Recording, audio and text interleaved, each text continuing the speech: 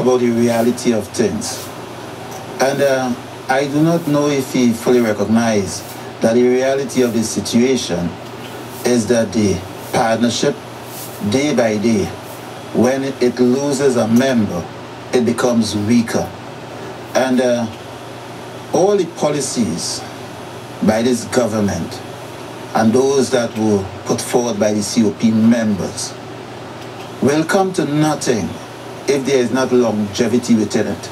In other words, if the People's National Movement should win the election in 2015 and they decide with their majority that they are going to do away with a lot of things that was set here in this period, then what is the purpose? So we need to be looking at longevity too. Yes. And in order to get that longevity, we need our members, we need our full support so that come 2015 we can win the general election. Otherwise, it works out to nothing. Thank you, Mr. Foster.